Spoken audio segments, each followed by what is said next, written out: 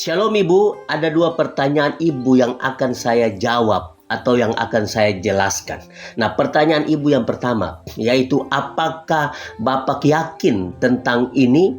Kalau yang Ibu maksudkan adalah fakta bahwa Israel adalah umat pilihan, maka jawaban saya sangat yakin karena tertulis di dalam Alkitab dan merupakan peristiwa sejarah yang tercatat dalam sejarah bangsa Israel.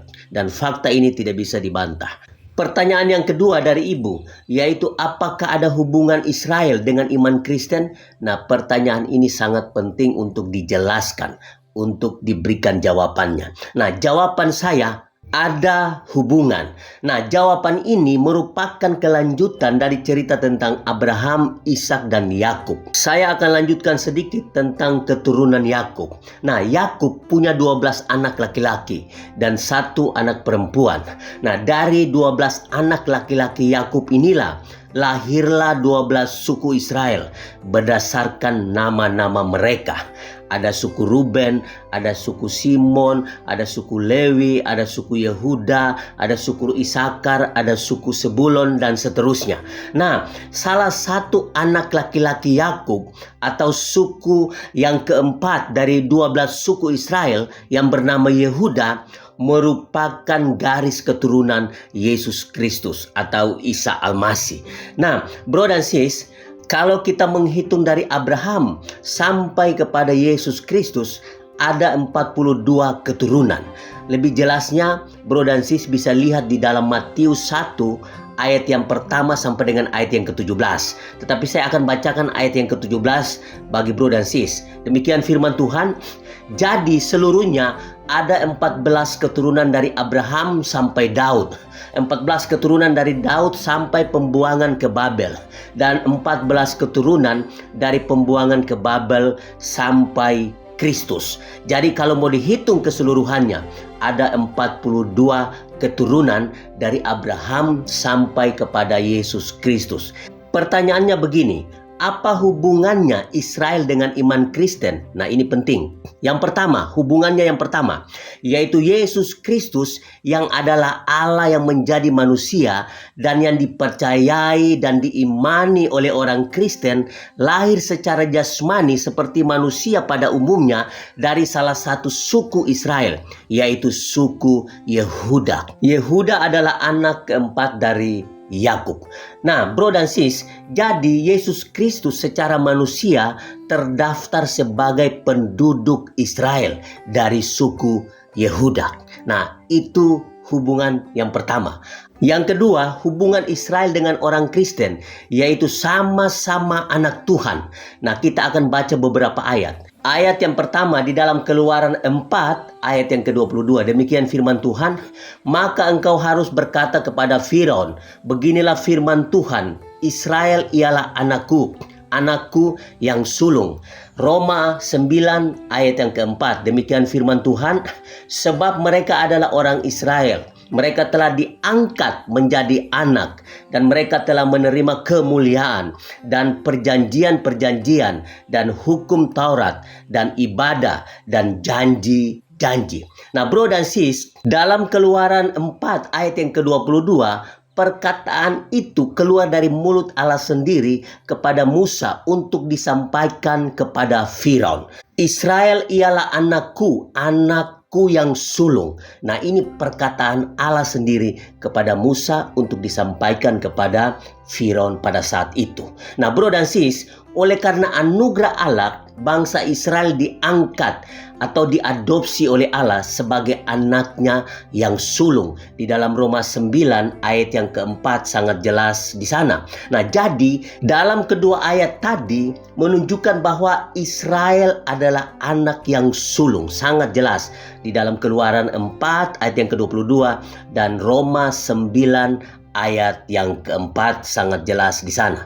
Nah, bro dan sis, kalau ada anak yang sulung, maka sudah tentu ada saudaranya atau adiknya, bukan? Nah, pertanyaannya seperti ini. Siapakah itu saudara atau adiknya bangsa Israel? Nah, ini yang perlu kita jawab. saya akan berikan beberapa ayat untuk menjawab pertanyaan ini. Siapakah itu saudara atau adiknya bangsa Israel? Kita baca di dalam Yohanes 1 ayat yang ke-12 dan ayat yang ke-13. Demikian firman Tuhan, tetapi semua orang yang menerimanya diberinya kuasa supaya menjadi anak-anak Allah, yaitu mereka yang percaya dalam namanya. Ayat yang ke-13, orang-orang yang diperanakan bukan dari darah atau dari daging, bukan pula secara jasmani oleh keinginan seorang laki-laki, melainkan dari Allah. Nah, bro dan sis, ayat ke-12 yang baru saja kita baca dengan jelas mengatakan bahwa tetapi semua orang yang menerima dan percaya kepada Yesus Kristus diberi kuasa oleh Allah untuk menjadi anak-anak Allah. Jadi anak Allah yang diperanakan bukan dari darah dan daging dan bukan juga secara jasmani, tetapi lahir dari Allah sendiri, lahir dari Allah. Nah, di dalam 1 Yohanes 5 ayat yang pertama bagian A mengatakan setiap orang yang percaya bahwa Yesus adalah Kristus lahir dari Allah. Galatia 4 ayat yang ke-6 mengatakan, dan karena kamu adalah anak, maka Allah telah menyuruh roh anaknya ke dalam hati kita yang berseru, ya Aba, ya Bapa. Jadi bro dan sis, siapakah saudara bangsa Israel itu? Nah, ia adalah orang Kristen, gereja Tuhan. Saya dan saudara yang menerima dan percaya kepada Yesus Kristus, kita adalah saudara dari bangsa Israel. Jadi itulah hubungan bangsa Israel dengan orang Kristen. Orang Kristen dengan bangsa Israel sama-sama anak Tuhan. Tapi bedanya, nah catat baik-baik, tapi bedanya gereja Tuhan atau orang Kristen adalah anak Allah sejati yang dilahirkan dari Allah sendiri oleh pengorbanan Yesus Kristus di atas kayu salib. Jadi status orang Kristen adalah anak kandung yang dilahirkan dari Allah.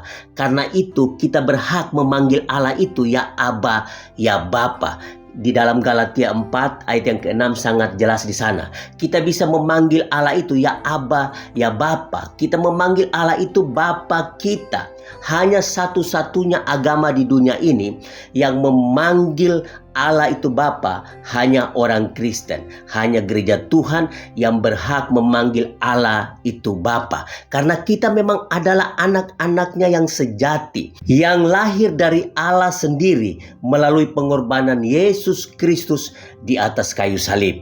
Kalau bangsa Israel adalah anak Allah juga, tetapi anak angkat atau anak adopsi. Nah, di dalam Roma 9 ayat yang keempat, di sana sangat jelas dikatakan sebab mereka adalah orang Israel, mereka telah diangkat atau diadopsi menjadi anak, dan mereka telah menerima kemuliaan dan perjanjian-perjanjian dan hukum Taurat dan ibadah dan janji-janji.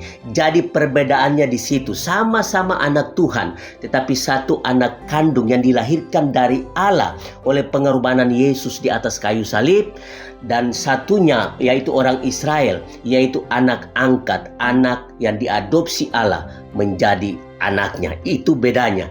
Jadi bro dan sis, orang Kristen dilahirkan, tetapi orang Israel diadopsi atau diangkat. Nah, bedanya di situ. Perlu juga dicatat bahwa orang Kristen atau gereja Tuhan bukan Israel rohani, tetapi orang Kristen atau gereja Tuhan adalah anak Tuhan sejati, karena kita ditebus oleh darah Yesus Kristus. Kita ditebus oleh pengorbanan Yesus di atas kayu salib. Kalau bangsa Israel, mereka diangkat atau diadopsi oleh Allah menjadi anak Allah. Jadi kesimpulannya bro dan sis, bangsa Israel dan orang Kristen adalah sama-sama anak Tuhan. Kita bersaudara. Karena itu jangan heran kalau bangsa Israel ditolak atau dimusuhi, pasti ada reaksi dari orang-orang Kristen di daerah-daerah tertentu atau di negara-negara tertentu. Jadi jangan heran kalau ada reaksi seperti itu. Karena orang Kristen dan bangsa Israel itu saudara. Bangsa Israel adalah anak yang sulung, anak yang diangkat atau diadopsi Allah menjadi anaknya.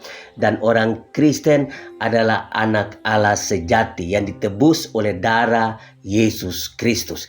Kesamaan mendasar dari orang Kristen dan bangsa Israel, yaitu Tuhan yang disembah oleh bangsa Israel sama dengan Tuhan yang disembah oleh orang Kristen, yaitu Tuhan yang mengajarkan kasih sayang kepada umat manusia. Semua ajaran Tuhan, semua ajaran Yesus Kristus, yaitu berdasarkan kasih.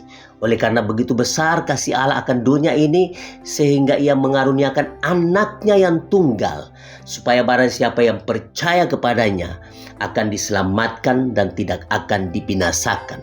Begitulah bunyi Yohanes 3 ayat yang ke-16. Jadi keseluruhan ajaran Kristus atau ajaran Allah yang kita sembah, yaitu berdasarkan kasih sayang kepada seluruh umat manusia. Jadi kita tidak perlu membenci orang secara individu, secara suku, secara agama, secara bangsa. Kita tidak boleh membenci siapapun.